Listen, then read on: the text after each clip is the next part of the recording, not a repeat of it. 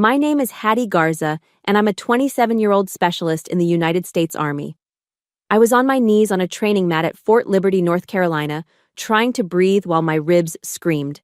Minutes earlier, my stepfather, Sergeant Patrick Monroe, had used his knee to teach me a lesson in resilience in front of my entire unit. Now, my mother, Lisa, stood before me, not with a helping hand, but with a warm plate of casserole. She pressed it into my hands, her voice a desperate whisper. "Hattie, honey, Patrick said it was an accident. You can't report this. You'll ruin his career, you'll ruin our family." Her eyes met mine, not with love, but with fear for the man who had hurt me. She was begging me to protect her monster. They thought the physical pain was the worst part. They were wrong.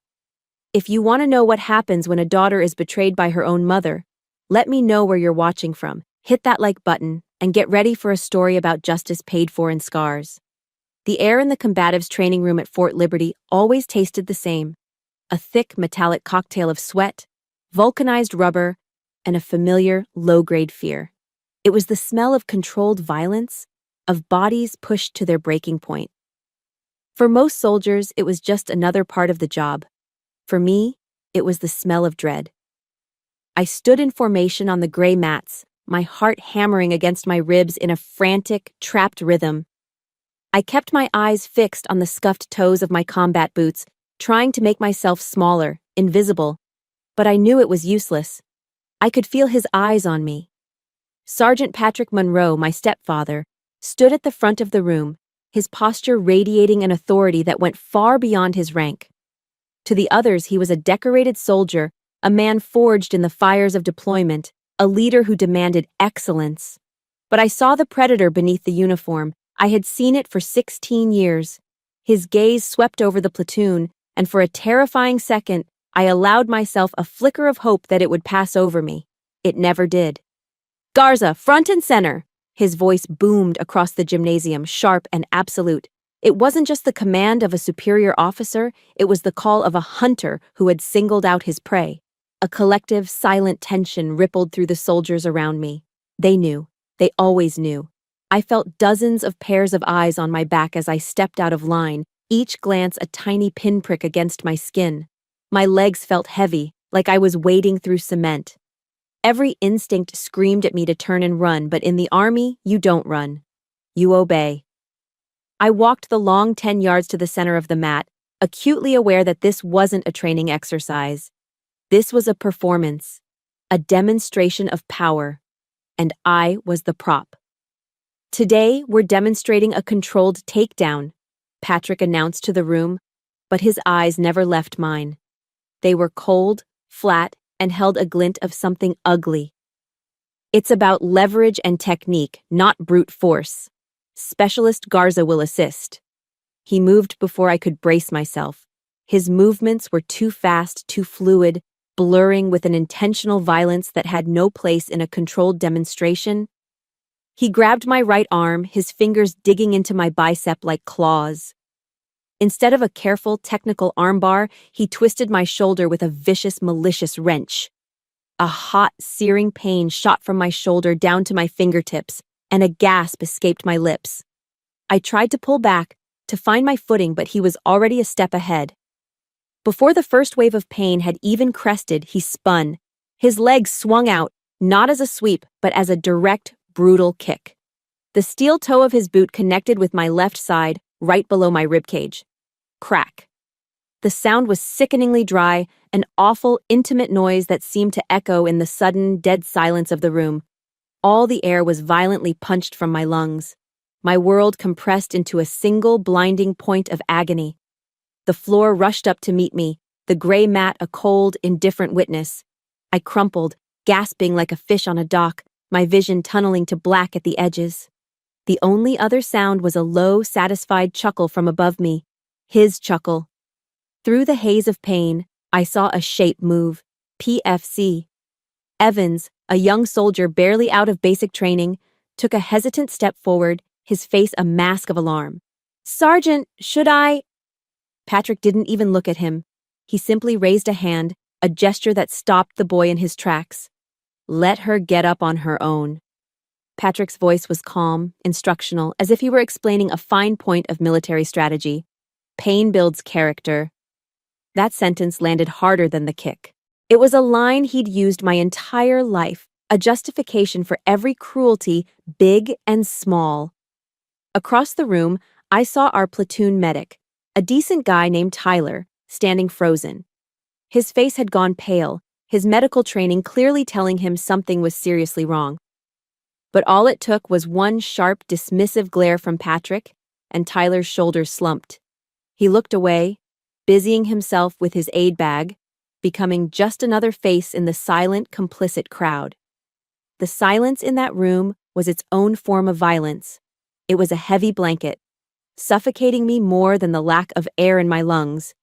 It was the confirmation of a terrible truth. Here, his power was absolute. Here, no one would step in. No one would protect me. After what felt like an eternity, I managed to push myself onto my hands and knees, each movement sending fresh waves of fire through my side. The training session was dismissed a few minutes later, the soldiers filing out quietly, their eyes avoiding mine. They left me in the echoing silence of the gym, alone with him.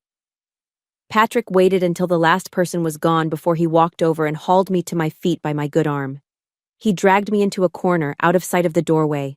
"Don't you ever embarrass me with that kind of weakness again," he hissed, his face inches from mine. His breath smelled like stale coffee and rage. "This platoon needs to see strength, not that." He gestured dismissively at my broken state.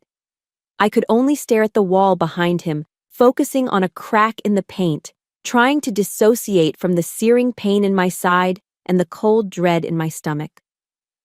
"And let's be perfectly clear," he continued, his voice dropping to a menacing whisper. "This was an internal matter, a training mishap. That medic, Tyler, he's going to write it up as a minor collision. Do you understand me, specialist?" He put a cruel emphasis on my rank, a stark reminder of the chain of command, of the power he held over my entire career, my entire life. In this world he had built around me, he was the law. The physical pain was excruciating, but it was the humiliation, the absolute powerlessness, that was truly breaking me. I could do nothing but nod. My throat was too tight to speak. As I nodded, a single agonizing question began to form in the deepest, most wounded part of my soul. A question that had been buried for years under layers of fear and survival. Why? Why do I keep letting this happen? Back in the sterile quiet of my barracks room, I peeled off my uniform, the rough fabric scraping against my bruised skin. The sharp pain in my side was a familiar echo, a physical reminder of a deeper, older ache that had settled in my bones long ago. It pulled me back through time, back to the small house in rural North Carolina where the laughter had died. Back to the day Sergeant Patrick Monroe marched into our lives, just 6 months after we buried my father. Before Patrick, our house had been filled with light and noise. My dad, Sergeant Daniel Garza, had a booming laugh that could shake the windows and a smile that made you feel like you were the only person in the world. He smelled like sawdust and Old Spice. He taught me how to change the oil in a car and how to bait a fishing hook. Even after he was killed in Afghanistan, the memory of his warmth lingered in the rooms. But when Patrick arrived, he brought a chilling silence with him. He was my mother's fresh start. For me, he was the end of everything. The easy comfort of our home vanished overnight, replaced by the rigid structure of a military outpost. Everything became a drill. Mopping the kitchen floor wasn't a chore. It was a timed evolution. If I was 1 second over the allotted time, I'd be on the floor doing push-ups until my arms gave out. My mother, Lisa, would just stand there, her face a blank mask, nodding as if this were all perfectly normal. "Discipline will save your life one day, Hattie," Patrick would say, his voice devoid of any warmth. And my mother would echo him with a hollow, "He's right, honey. He knows what's best." She was disappearing right before my eyes, fading into his shadow. The first time he hit me, I was 12. I was helping with the dishes, and a soapy plate slipped from my grasp, shattering on the linoleum floor. Before the sound had even faded, His hand cracked across my face. The shock was more stunning than the pain. It wasn't a slap of anger, hot and impulsive. It was cold, deliberate, and methodical. A lesson. "This," he said, his voice level, "is the consequence of carelessness." I stood there trembling, my cheek stinging, watching him as he calmly got the broom and dustpan. He didn't raise his voice. He didn't have to. The next morning, I saw my mother at her vanity, carefully applying concealer to her own cheek, covering a faint purplish bruise that hadn't been there the night before. She must have said something to him after I went to bed. She must have tried. "I was careless and slipped on the stairs," she said, her eyes fixed on her own reflection in the mirror. She wouldn't look at me. She couldn't. And in that moment, I knew. Her lie wasn't for her, it was for him. It was a shield to protect him from the truth of what he was. My mother had chosen her side, and it wasn't mine. Her silence became a language I learned to speak fluently, a language of survival in a home that no longer felt safe. The ultimate betrayal, the one that carved the deepest scar, came on my 16th birthday. For months, I had been saving every dollar I earned from my part-time job at the local diner. I'd saved up just enough for a simple, navy blue dress for the spring formal. It wasn't fancy, but it was mine. I loved the way the fabric felt, the way it moved when I twirled in front of my bedroom mirror. For a few minutes, I felt like a normal teenage girl. I made the mistake of showing my mother. She was in the living room when Patrick walked in. He took one look at the dress I was holding up against myself, a proud smile on my face. His lip curled in disgust. He walked over, snatched it from my hands, and with two swift, brutal motions, he ripped it from the neckline down to the hem. The sound of tearing fabric was the sound of my heart breaking. "This is not appropriate for a soldier's daughter," he declared, tossing the ruined pieces onto the floor. I looked at my mother, my eyes pleading, expecting her to finally stand up for me, to say something, anything. Instead, she knelt and picked up the shredded fabric, avoiding my gaze. "Patrick just wants what's best for you, Hattie," she said, her voice soft and placating. "That dress? It looked a little cheap anyway. Let me buy you something more suitable." Her words were 1,000 times more painful than the sound of the dress ripping. Cheap. She had sided with him, validated his cruelty, and insulted my pride all in one breath. The more suitable outfit she bought was a khaki A-line skirt and a stiff white button-down shirt. It was practically a uniform. I looked more like I was attending a court-martial than my spring formal. I went to the dance, but I spent most of the night hiding in the girls' bathroom, the shame and hurt a heavy weight in my chest. I thought joining the army would be my escape. The day I graduated from high school, I stood tall in my cap and gown, my enlistment papers a declaration of independence in my pocket. I had a plan. I would leave this town, leave this house, and never look back. But even then, he wouldn't let me go. During the celebration afterward, as my mother snapped photos with a bright, false smile plastered on her face, Patrick pulled me into a hug. It wasn't a hug of congratulations. It was a hug of possession. He leaned in close, his voice a venomous whisper in my ear, meant only for me. "You can go wherever you want, but you remember this. I made you. You will never, ever be free of me." His words landed like a prison sentence. I looked over his shoulder at my mother, who was beaming, oblivious, capturing a happy family moment. It was then that the horrifying truth settled in my gut. The army wasn't an escape. It was just a bigger cage, with the same warden holding the key. If you've ever felt like your own parent was on the wrong side, that they chose to protect your abuser instead of you, please support this story with a like. And in the comments, just type, "I see you, Hattie." Because for years, I felt completely invisible. That feeling of being trapped, of being owned, followed me all the way to basic training, to my first duty station, and now, here. It was the answer to the question that had been screaming in my mind since the training room floor. Why did I let this happen? Because some part of me, the scared 12-year-old girl inside, still believed his final whisper, that I could never truly be free. Before Patrick was transferred to Fort Liberty, I had carved out a life for myself. It wasn't a grand life, but it was mine, built piece by piece with a quiet, stubborn determination. For 3 years, I had known a fragile peace. My world was the vast, sprawling logistics warehouse, a cathedral of cardboard and steel where I found a sense of order that my childhood had lacked. As a logistics specialist, my job was precision. I managed a multi-million-dollar inventory of everything from engine parts to medical supplies. I knew the location of every single item, the weight of every crate, the destination of every shipment. There was a rhythm to it, a logic that I could control. In the chaos of the military, I had created my own island of competence. And for the first time in my life, I was seen for what I could do, not for who I belonged to. People respected me. My direct superior, First Sergeant Alvarez, a kind, no-nonsense Latino man with salt and pepper hair and deep-set, observant eyes, was the first authority figure who ever made me feel valued. He'd often stop by my station, review my immaculate inventory reports, and nod with genuine approval. "Garza," he said to me once, a rare smile touching his lips, "you have the mind of a general."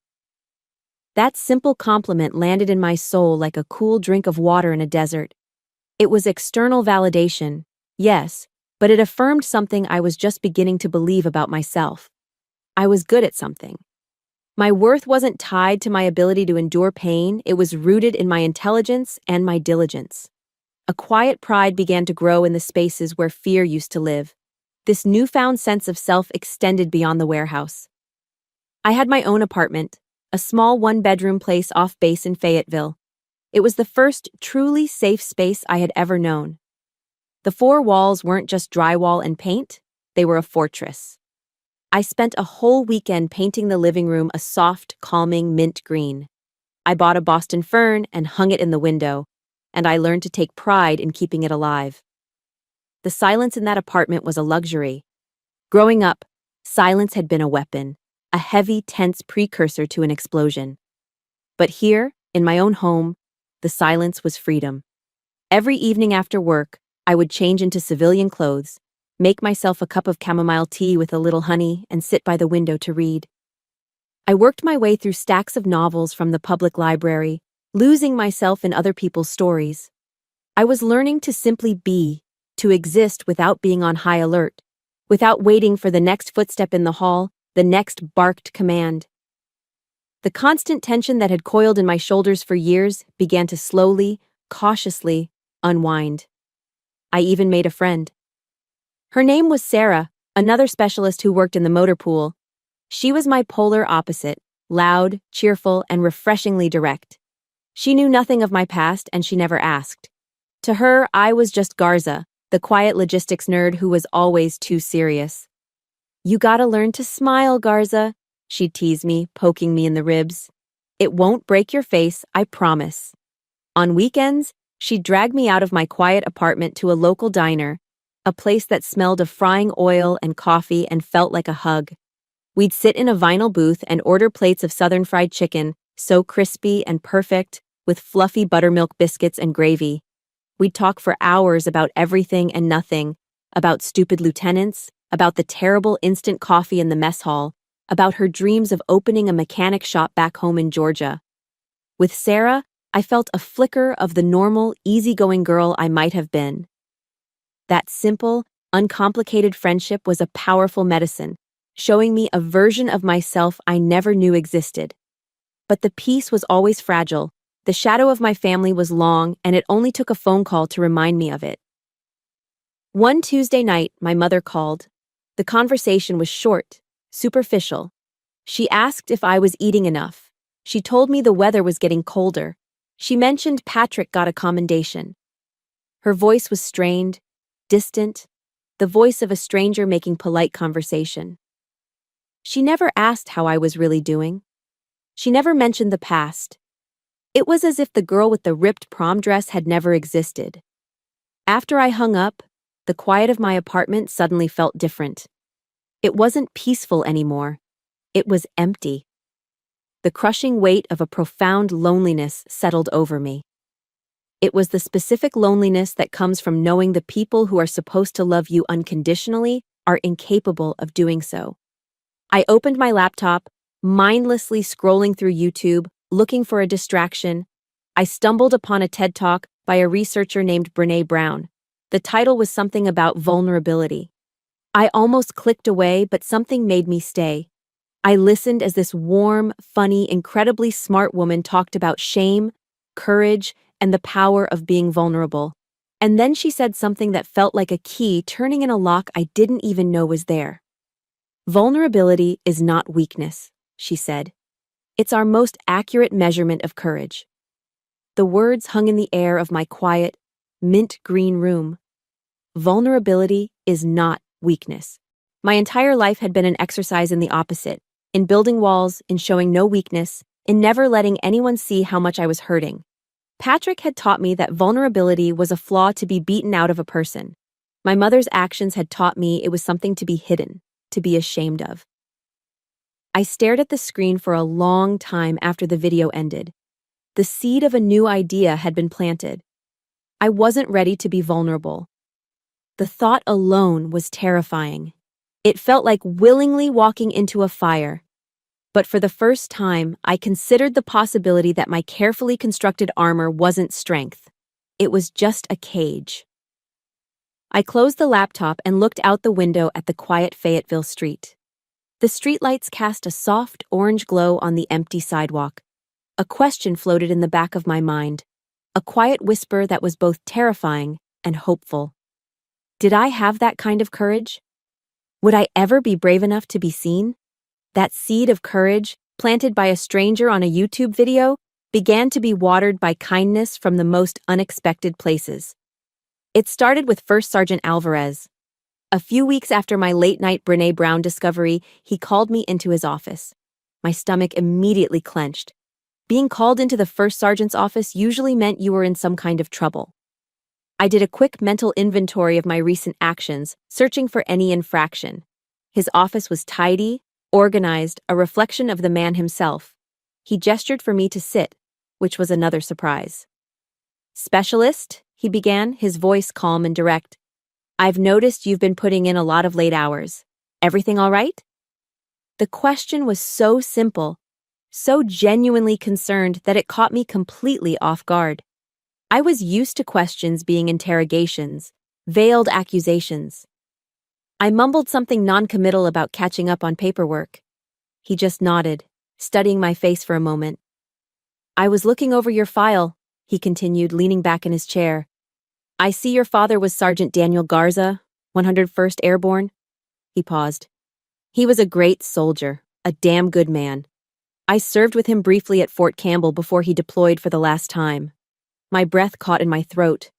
"He told this story once," Alvarez said, a distant look in his eyes, "about how he fixed the battalion commander's Jeep with nothing but a paperclip and a piece of chewing gum.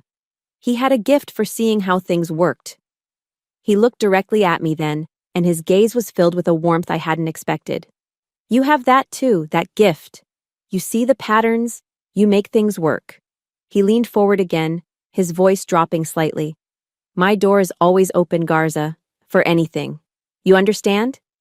I could only nod, a painful lump forming in my throat. It was the first time an authority figure had ever looked at me and seen my father's daughter, not as a burden or a disappointment, but as a legacy. He saw me as a person, not just a subordinate. I walked out of his office that day feeling seen. It was a fragile, unfamiliar feeling, but it was there. The next small act of kindness came from a place I truly never expected. A few days later in the mess hall, my mind was somewhere else, probably replaying Alvarez's words, and my hands fumbled. My entire tray of food, spaghetti, green beans, and a slice of garlic bread, clattered onto the floor in a messy heap. My face burned with instant humiliation. I felt 100 pairs of eyes on me as I knelt to clean up the spill, my cheeks flaming. Suddenly, a new tray was placed quietly on the table beside me. I looked up to see the platoon medic, Tyler. The same Tyler who had stood by and done nothing in the training room. His face was full of an emotion I couldn't quite read. Regret, maybe? He didn't say much, just gave a small, sympathetic nod. "I got this one," he said quietly, gesturing to the mess on the floor before turning to walk away. That small act, that quiet gesture, spoke volumes. It said, "I know. I'm sorry I was a coward. I'm on your side." It was an apology and an alliance offered on a plastic tray. But the biggest shift came as the holidays approached. Thanksgiving. For me, it was always a day to dread, a stark reminder of the family I didn't have. I was planning on spending it alone in my apartment with a frozen pizza, but Sarah wouldn't have it. "No way, Garza," she'd said, shaking her head emphatically. "You're coming home with me. My parents live an hour away. Mom makes the best pumpkin pie in North Carolina, and Dad will talk your ear off about the 85 Bears. It's happening." I tried to refuse, but she was relentless.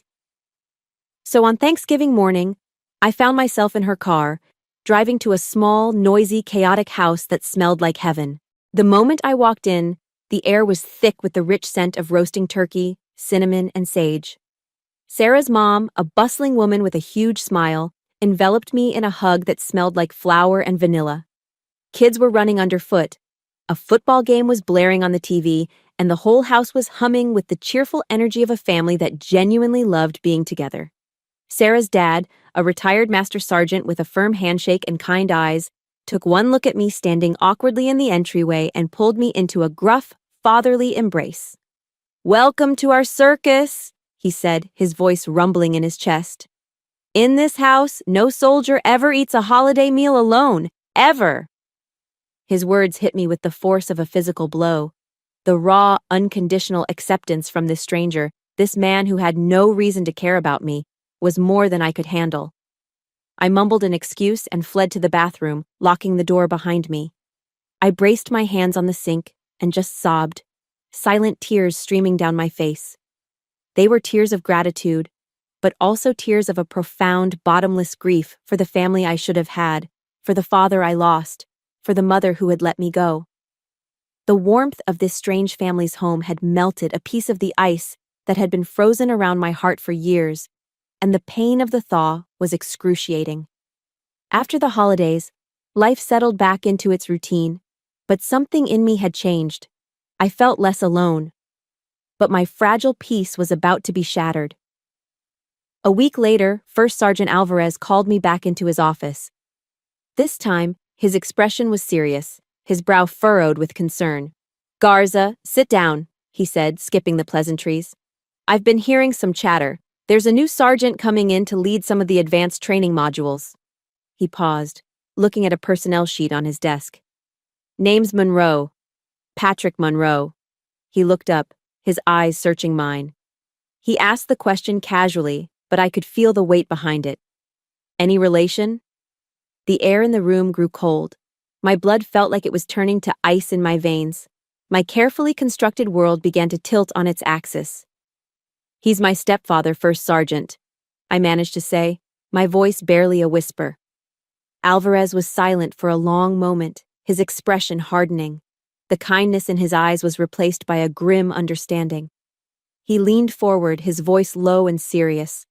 "Listen to me very carefully, Garza. Be smart. Be careful," he said. "Fort Liberty is a big place, but sometimes it's a very, very small town." His warning was a lifeline, a confirmation that I wasn't crazy, that the threat was real. But it was also a storm cloud on the horizon, a promise that the monster I had spent years trying to outrun had finally, inevitably, caught up to me. The fragile peace I had built shattered the first time I saw him on base. I was in the gym, my sanctuary, the one place where the rhythm of the treadmill and the burn in my muscles could drown out the noise in my head. I was in the middle of a run when I felt it, that old, familiar prickle on the back of my neck, the feeling of being watched. I scanned the crowded room and my heart seized. There he was, Sergeant Patrick Monroe. He wasn't in uniform, just gray sweats and a t-shirt, but he radiated the same chilling authority. He was standing near the weight racks, not exercising, just watching me with that familiar, critical gaze that stripped away all my competence, all my progress, and left me feeling like that clumsy 12-year-old girl again. He let me see him watch me for a full 5 minutes before he moved. He walked over and claimed the treadmill right next to mine, the hum of his machine a menacing intrusion into my space. We ran in silence for a few minutes, the only sound our synchronized footsteps on the moving belts. "Still weak, I see," he said, his voice low, pitched just for me to hear over the gym noise. "Don't disappoint me this time, Garza." Just like that, the air grew thin. The expansive, high-ceilinged gym suddenly felt like a cramped, suffocating box. My fortress had been breached. He hadn't just returned to my life, he had invaded my sanctuary. The scared 10-year-old girl I thought I'd left behind was clawing her way back to the surface, her panic making it hard to breathe. I finished my run, wiped down the machine with trembling hands, and fled. The invasion didn't stop there. It became more insidious, creeping into my life through the one thing I couldn't escape: my phone. A few nights later, at 2 a.m, my phone buzzed on the nightstand. The screen lit up with a text from an unknown number. My blood ran cold. "Logistics report for EO 800 needs to be perfect." There was no name, but I knew. Of course I knew. How did he even get my schedule? The next night, another one. 3:15 a.m., saw your light was on, get some sleep, soldiers need to be sharp. It was a digital leash. The messages themselves were innocuous enough to be deniable. On the surface, they looked like the words of a diligent, caring NCO. But I knew the real message. I am watching you. I am always watching you. There is nowhere you can hide. Sleep became a stranger. Every buzz of my phone sent a jolt of adrenaline through me. My small, mint-green apartment, once my haven, now felt like a glass cage. I started double-checking the locks, drawing the blinds as soon as I got home, living under a constant, low-level siege. My hard-won peace was eroding, grain by grain. The final assault came, as it always did, through my mother. She called me on a Saturday afternoon, her voice a syrupy, artificial sweet that immediately set my teeth on edge. "Hattie, honey, how are you?" "I'm fine, Mom," I said, my voice flatter than I intended. "Well, I was just talking to Patrick," she chirped, "and he mentioned you seemed a little stressed at work. He's worried about you, sweetie. He said he just wants to help you advance in your career and you have to be willing to accept his guidance." The practiced innocence of her words, the way she framed his stalking as guidance, made a hot, bitter anger rise in my throat. I couldn't hold it back. "Mom, he's not guiding me, he's harassing me," I said, my voice tight. "He's texting me in the middle of the night, he's following me, this isn't normal." There was a long sigh on the other end of the line, a sigh I knew all too well. It was the sound of my reality being dismissed. "Oh, Hattie, don't be so dramatic. You've always been so sensitive," she said, her tone shifting from sweet to weary and condescending. "Patrick holds a high standard for his soldiers, that's all. He's a respected sergeant. Just be a good soldier and listen to your superior officer. Make us proud. Make us proud." The call ended, but the conversation replayed in my head, each word a fresh stab of betrayal. She wasn't just a silent accomplice anymore. She was an active participant, his mouthpiece. She had taken my fear, my legitimate plea for help, and twisted it into a character flaw. I was the one who was too sensitive. It was a classic move from his playbook, and she had delivered it flawlessly. I was left with the bone-deep, soul-crushing certainty that I was utterly, completely alone in this. I sat there in the dark of my living room for a long time, the phone still clutched in my hand, trembling. The fear was a physical thing, a cold knot in my stomach. But then, something else began to stir beneath the fear. A different kind of cold. It was the cold, hard clarity of fury. My mother's words had been meant to break me, to force me back into submission. But they did the opposite. They severed the last, threadbare cord of hope I had that she might one day choose me. The illusion was gone. There was nothing left to lose. I thought of Brené Brown's words about courage. I thought of First Sergeant Alvarez's steady gaze and his open door. I thought of Tyler's quiet offering of a new meal. I thought of the warmth of Sarah's family at Thanksgiving. These memories were my life raft in the storm. They were proof that not everyone was like him, that I wasn't entirely alone. The trembling in my hands stopped. It was replaced by a steady, determined resolve. This was not going to be the rest of my life. I would not let him erase me again. I walked over to my laptop and opened it. The glow of the screen illuminated my face in the dark. I created a new folder on my desktop, encrypting it with a password he could never guess. I named it something boring, something he would overlook: equipment audit. Then I began to fight back. I took screenshots of every single text message, documenting the date and the time. I went into my phone settings and enabled the call recording feature. From now on, every word, every threat, every piece of guidance would be cataloged. This wasn't about revenge. This was about survival. He had declared war on my peace of mind, and I was done being a casualty. I was going to arm myself with the one thing he couldn't control: the truth. The Cold War of late-night texts and silent intimidation escalated a week later. Patrick announced a surprise competency evaluation for the entire logistics team. The focus, he declared with a sweep of his arm across the cavernous warehouse, would be on handling heavy and oversized pallets. My blood ran cold. It wasn't a surprise evaluation, it was a custom-made trap, and I was the intended prey. He knew about my right shoulder, the one he himself had injured in a training demonstration years ago. It had never fully healed, leaving a lingering weakness, a dull ache that flared up under heavy strain. He knew my breaking point because he had created it. I stood there, watching the other soldiers take their turns on the forklift, my heart a trapped bird beating against my ribs. A small, cowardly part of me wanted to report sick, to find a way out. But the cold fury that had been simmering since my mother's phone call refused to let me back down. No more running. As my turn approached, I saw him subtly signal the forklift operator assisting the test. A small, almost imperceptible nod. The operator, a young private eager to please, loaded my pallet. I could see from a distance it was stacked higher, looked denser than the others. It was heavier than regulation allowed for a solo lift. The trap was set. My hands were slick with sweat as I climbed into the forklift.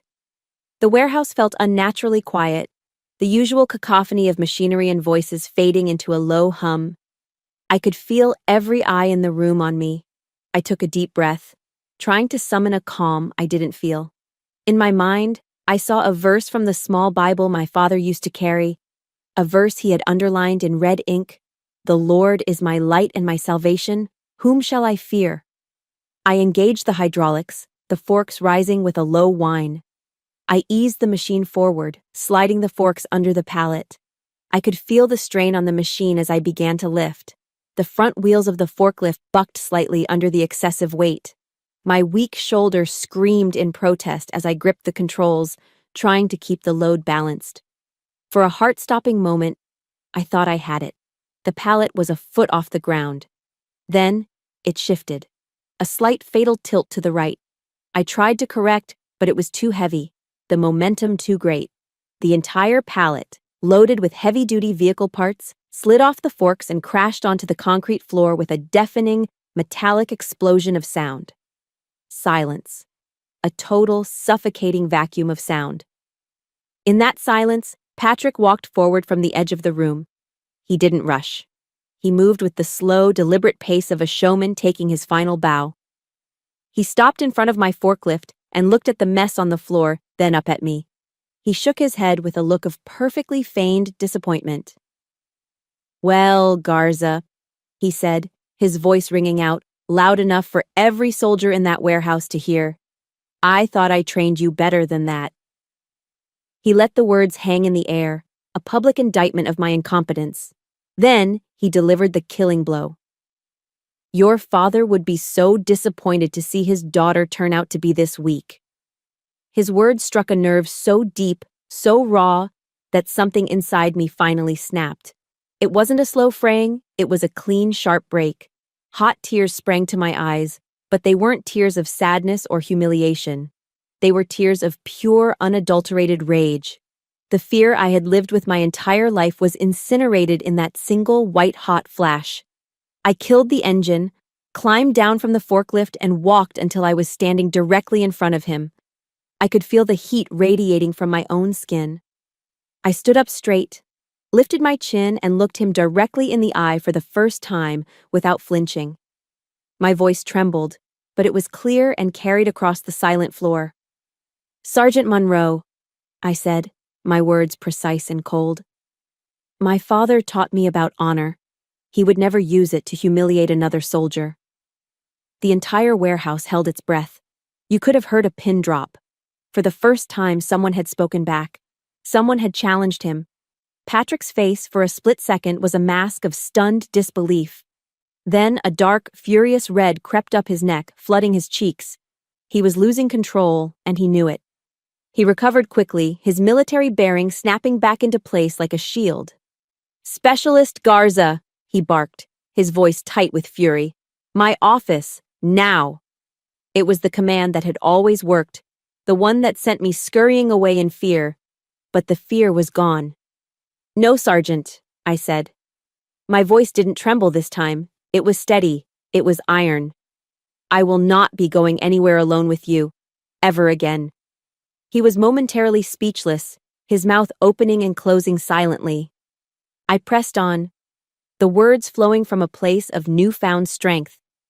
"Whatever you have to say to me, you can say it right here in front of all these witnesses." I paused, then delivered the final calculated checkmate.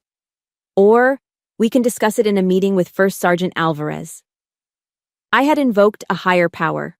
I had drawn a line in the sand, not with a stick, but with the full weight of the chain of command he revered so much. His authority in this single moment was nullified. He was trapped. The entire platoon was watching, and I had just offered him a choice between public accountability and a meeting with his own superior. He stared at me, his jaw clenched, his eyes burning with a hatred so pure it was almost beautiful. He was completely and utterly silenced. I held his gaze for one more second, letting him see that the person he had created was gone. Then, I turned my back on him. I walked away, my footsteps echoing in the stunned silence of the warehouse. I wasn't a victim scurrying away from a fight. I was a soldier, and I had just declared war. If you have ever had that one moment where you finally said, "Enough is enough," and stood up for yourself, hit the like button to stand with me. In the comments, just write one word: warrior. Let's see how many of us there are.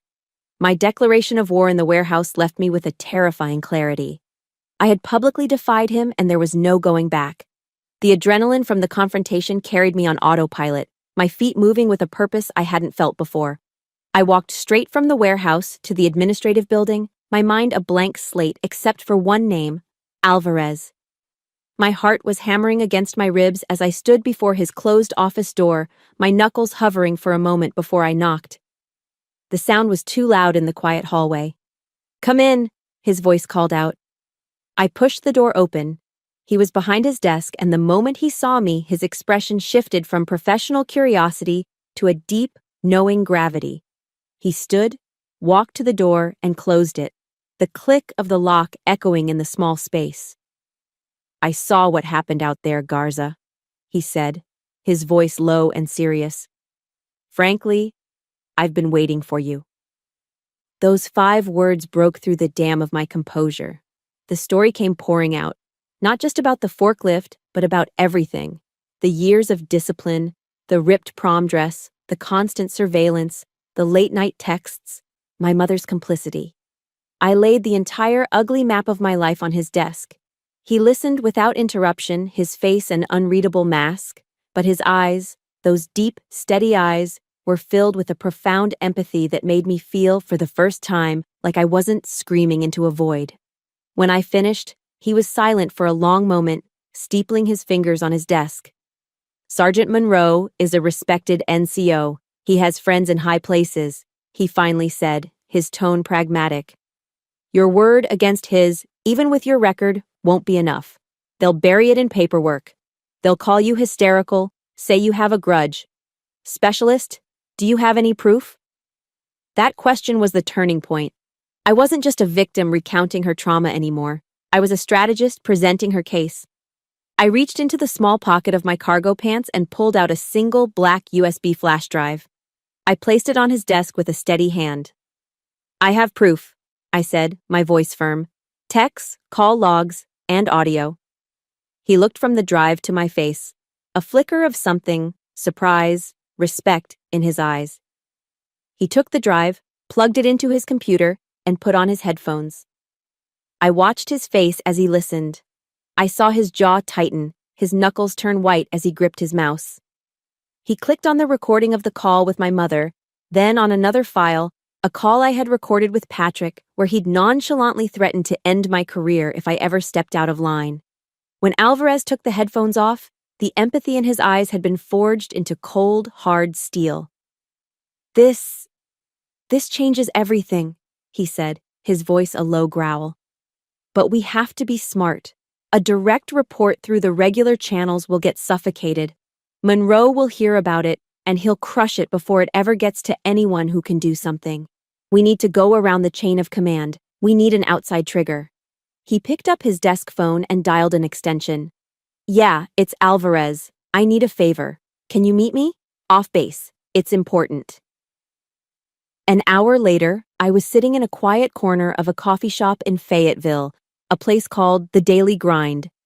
Alvarez walked in, and right behind him was the platoon medic, Tyler. My stomach tightened. Tyler looked nervous, shifting his weight from foot to foot and avoiding my eyes. We sat, and Alvarez got straight to the point. Tyler, he began, I know what Monroe has been doing, and I know you've seen it. Tyler stared into his lukewarm coffee. First Sergeant, I was scared, he finally mumbled, his voice thick with shame. He's a senior NCO. I have my whole career, my family. I understand fear, son, Alvarez said, his voice firm but not unkind. But there's a point where fear becomes complicity. Specialist Garza is doing the brave thing. The question is, are you? Tyler looked up then, and his eyes finally met mine. I saw the conflict there, the fear warring with his conscience. He took a deep breath. The first time he hurt you? He said, his voice barely above a whisper. In the combatives room. The report. He told me to write it up as minor bruising from accidental contact during training. He stood right over my shoulder while I typed it. I knew it was a lie. He looked back at Alvarez. I can't stay silent anymore. Whatever you need, I'll testify. I'll sign a sworn statement. I'm done being afraid. The relief that washed over me was so intense it almost made me dizzy. It was the validation I had been craving for years. I wasn't crazy. It wasn't all in my head. Someone else saw it and was willing to say it out loud. An alliance was forming. Alvarez, with his rank and wisdom, and Tyler, a direct witness to the cover-up. Alvarez nodded, a look of grim satisfaction on his face. Good man, he said to Tyler. Then he turned to me, his mind already working on the next move. Here's the plan, he said, leaning in. This can't be a disciplinary issue. It has to become a medical one.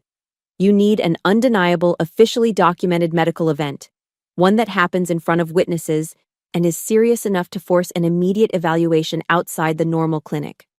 Something that triggers a mandatory report to CID.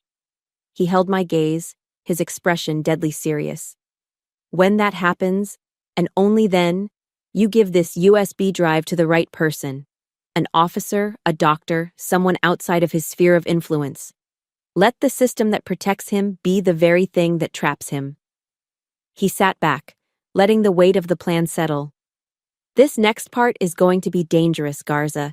He's going to feel you slipping from his grasp and he will get reckless. You have to be ready. I thought of a movie I'd watched on a lonely night, the one about Erin Brockovich. She wasn't a soldier, but she was a fighter. She was underestimated, dismissed, but she never, ever gave up. There was a line from that movie that stuck with me. I looked at First Sergeant Alvarez, the fear still present, but the resolve stronger. I gave him a single firm nod. I'm ready, I said. I wasn't just Hattie Garza anymore. I wasn't just a victim. I was a woman with a plan, evidence, and allies. I was becoming a formidable opponent. Humiliated and enraged by my defiance in the warehouse, Patrick moved faster than I expected. He craved control, and having it publicly challenged had made him reckless. 2 days later, a mandatory force-on-force combat demonstration was announced. When the roster was posted, my name was right at the top, paired against him. It was his final, arrogant move. A public execution disguised as a training exercise. The entire platoon would be there to watch him put me back in my place. That evening, I got a call from a blocked number. It was Alvarez. "Garza, you don't have to do this," he said, his voice urgent. "Call in sick. I'll back you up. This is too dangerous." "First Sergeant, with all due respect," I replied, my own voice calm and steady. "He's expecting me to run. He's counting on it. This isn't just a trap anymore, it's an opportunity. I'm going." The morning of the demonstration, the air in the training hall was thick with a tension you could taste. I saw Alvarez near the back, giving a quiet, almost imperceptible nod to PFC. Evans, the young private who had tried to help me before. Evans subtly shifted his position, moving behind a stack of training mats, his phone held loosely in his hand. The stage was set. Patrick and I met in the center of the mat. He leaned in close as we assumed our starting positions. His voice a venomous hiss meant only for me. "You wanted witnesses, Garza? You got them. Let's see how brave you are now." The first few moves were textbook. A block, a parry, a controlled hold. He was playing with me, drawing it out for the audience. I could feel his frustration growing as I met each move, my body remembering years of his lessons. Then I saw the shift in his eyes. The performance was over. He moved with a speed that was pure malice. He feinted left, and as I adjusted, he brought his right knee up in a vicious, brutal arc, driving it with full force into the exact spot on my left side where he'd kicked me before. A sound, a wet, sickening crack, ripped through the air. It was louder, more final than the last time. A supernova of pain exploded behind my eyes, white-hot and absolute. The world vanished. I was falling, but this time, it wasn't just a simple collapse.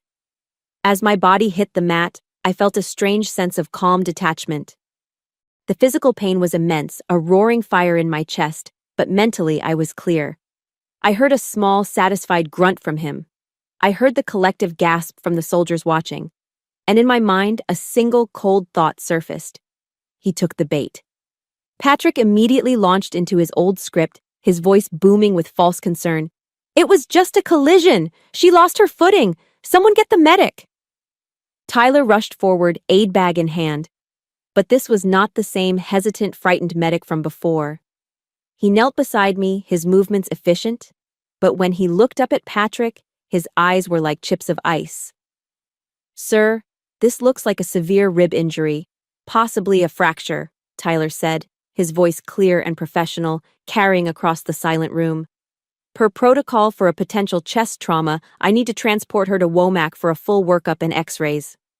Patrick's face darkened. The control was slipping. "I said take her to the clinic, medic. It's a bruise." Tyler slowly got to his feet, standing to his full height. He looked Patrick directly in the eye, a subordinate defying a senior NCO in front of 24 witnesses.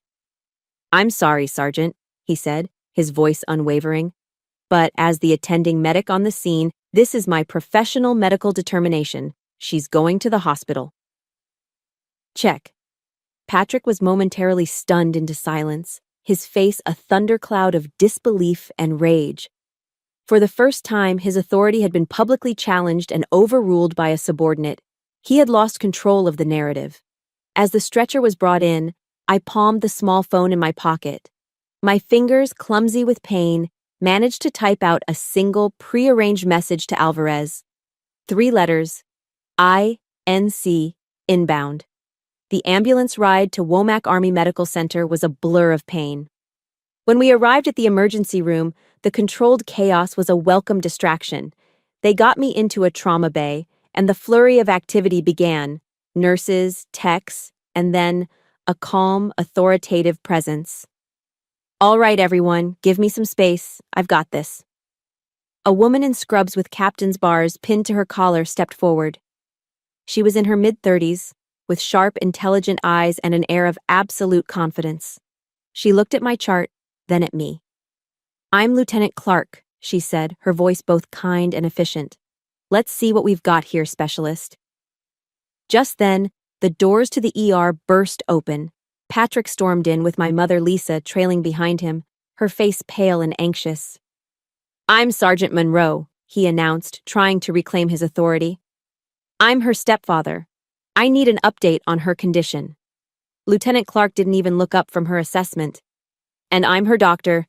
Right now, Specialist Garza is my patient and my only priority. You can wait in the waiting room." "Listen to me, Lieutenant," Patrick snarled, taking a step forward, trying to use his rank, his presence, to intimidate her. "That was a training accident, and I need to—" Clark finally looked up, and the look in her eyes could have frozen fire. She cut him off with the clean, sharp precision of a surgeon's scalpel. "Sergeant," she said, her voice dangerously quiet. "In this hospital, my medical authority is absolute. Your rank means nothing here." She picked up a clipboard from the counter.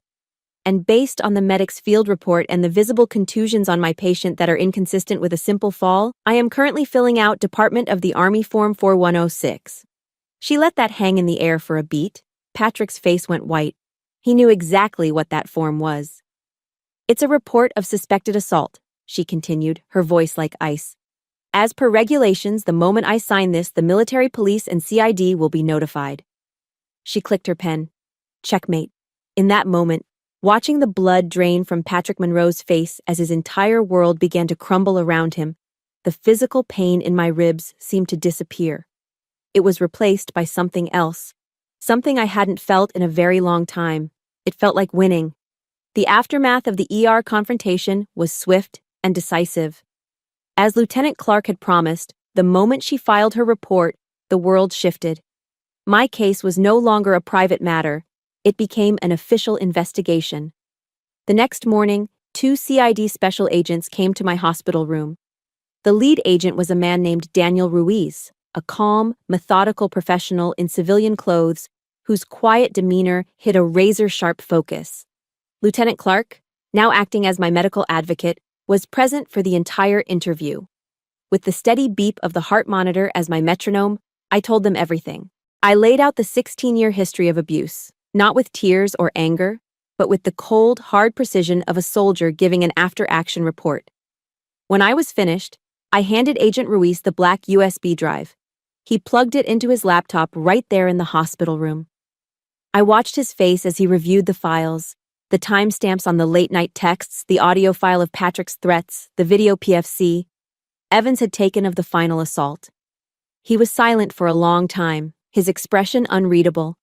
Finally, he closed the laptop, removed the drive, and placed it carefully into an evidence bag. He looked up, and his eyes met mine directly. "Specialist Garza," he said, his voice even and direct. "I believe you." 3 simple words. But for me, they were the rain after a lifetime of drought. To be heard, to be seen, to be believed by someone in a position of authority, it was a validation so profound it left me breathless. It was the moment the ground finally solidified beneath my feet. But the battle was far from over. As the official investigation ramped up, Patrick's unofficial one began. He couldn't stop the CID, so he tried to poison the well. A smear campaign, insidious and ugly, started to spread across the base. The narrative was expertly crafted to paint me as the villain. Whispers followed me down hallways. "She's unstable, an attention seeker. She set him up to advance her career. It was just a tough training exercise. She's too sensitive." Soldiers who used to greet me with a friendly nod now averted their eyes. The isolation was a unique kind of pain. One morning, I woke up to find the word liar scrawled in black marker across my barracks room door. The physical ache in my ribs was nothing compared to the sharp, stabbing pain of that public shaming.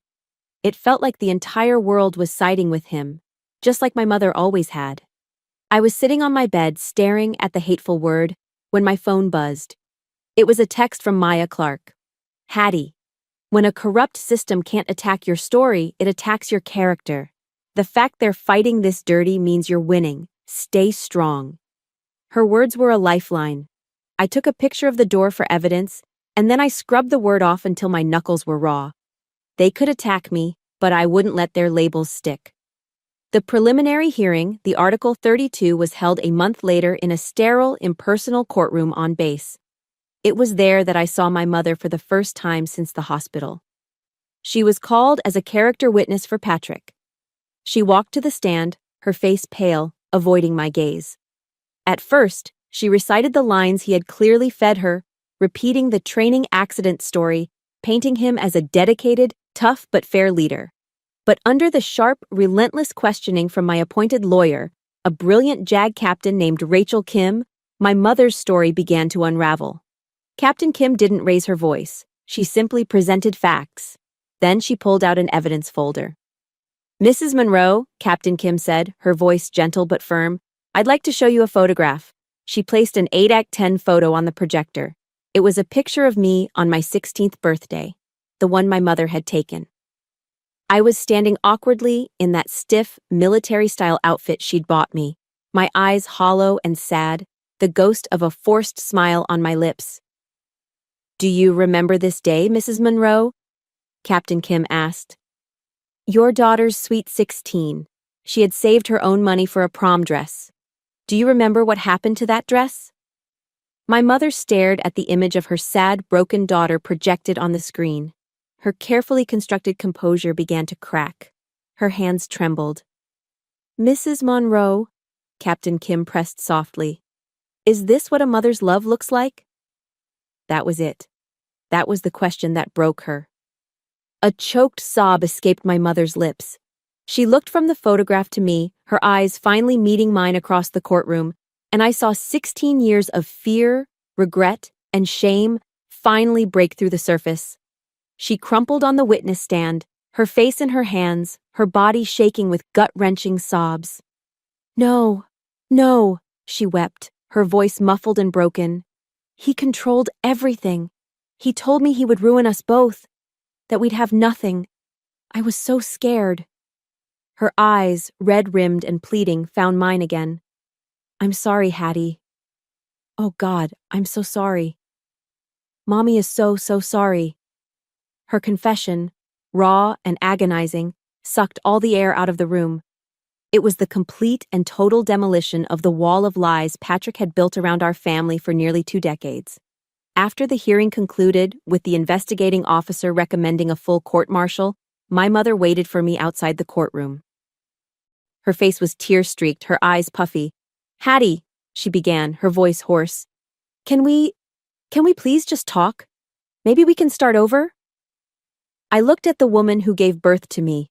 The anger I had held for so long was gone, replaced by a vast, empty sadness. She was a victim too, in her own way.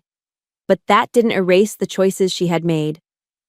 "Mrs. Monroe," I said, the formal address creating a sudden, necessary distance between us. Her face flinched as if I'd slapped her.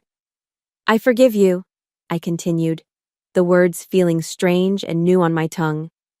"I forgive you not for you, but for me. I can't carry this anger anymore."